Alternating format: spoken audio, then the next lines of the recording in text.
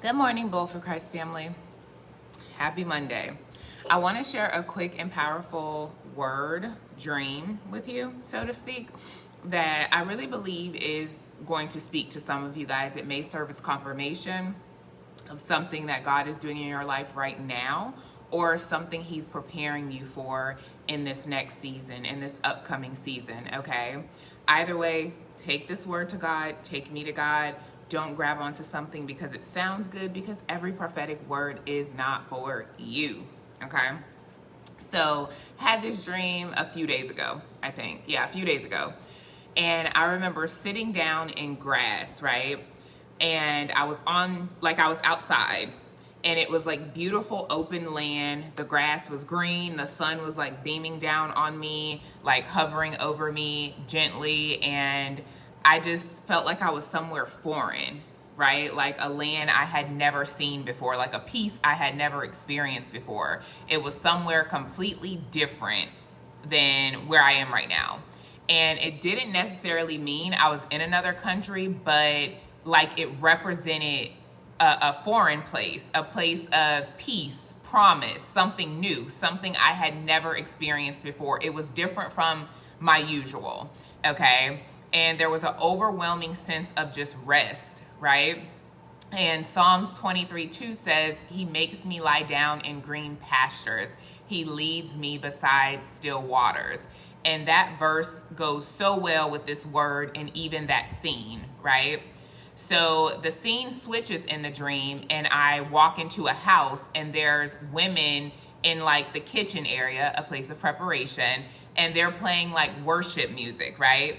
And at first I was just listening to them sing, but then I joined in. I started singing the songs too.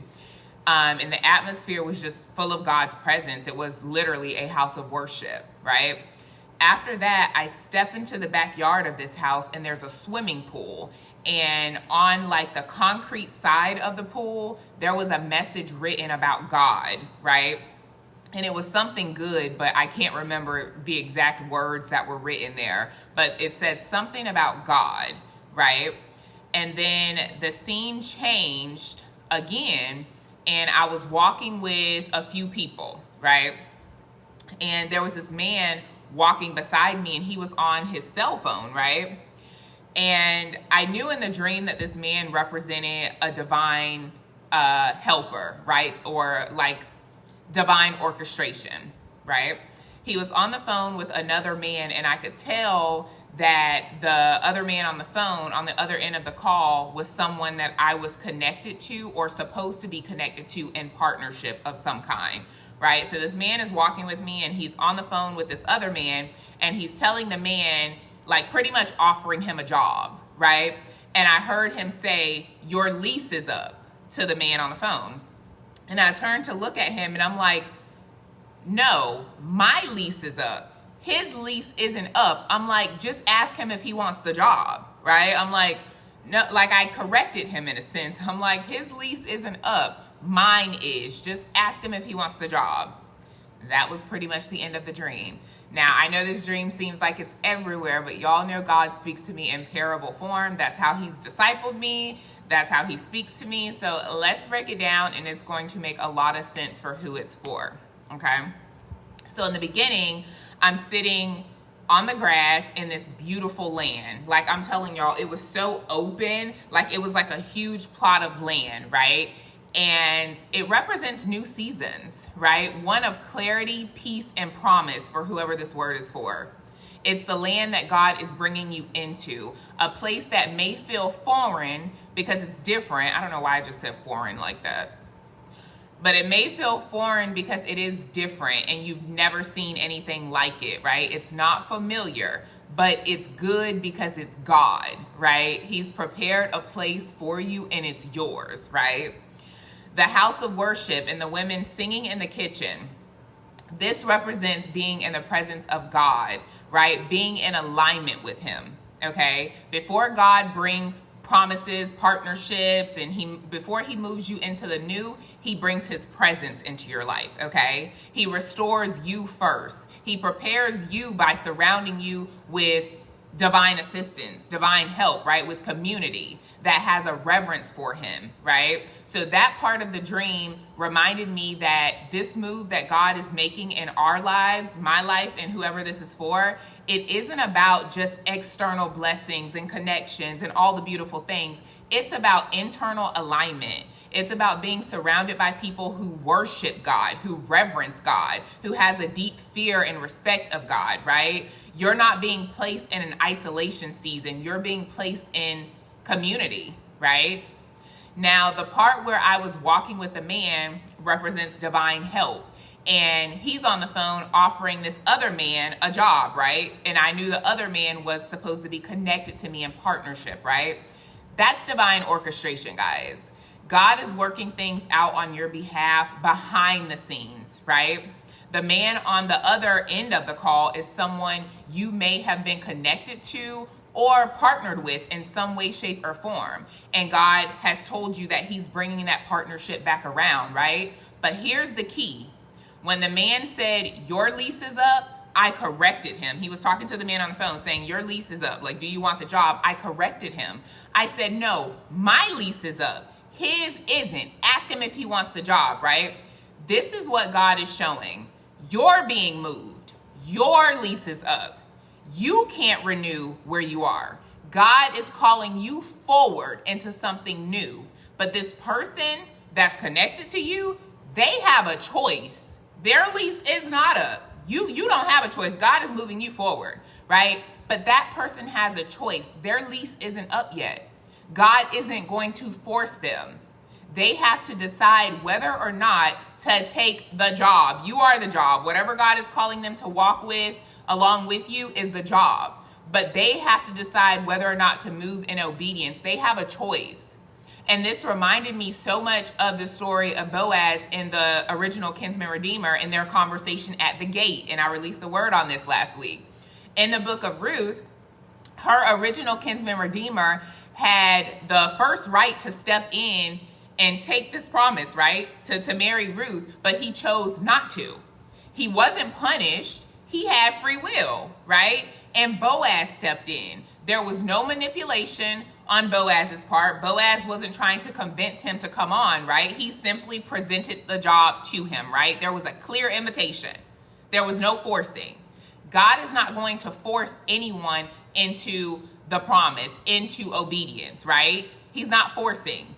And you have to understand that. Your lease is up.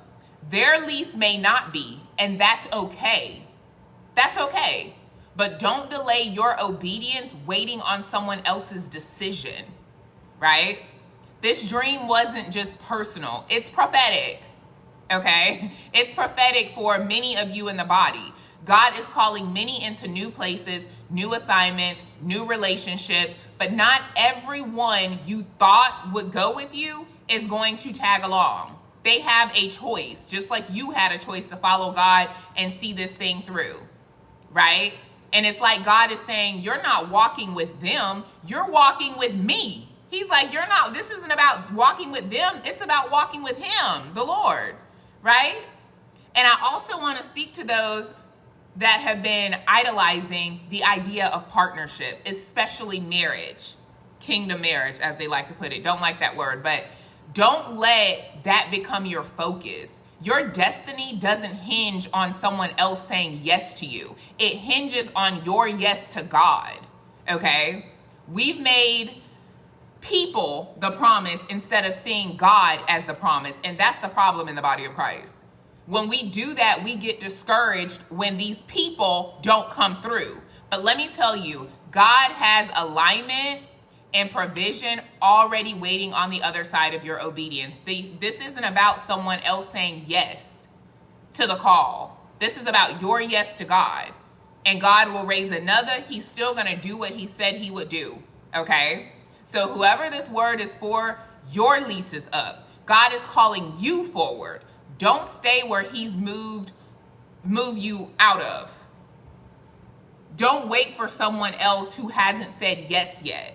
Walk with God, trust his orchestration, and remember, your next season is already prepared. It's not a season of isolation. It's a season of still waters, okay?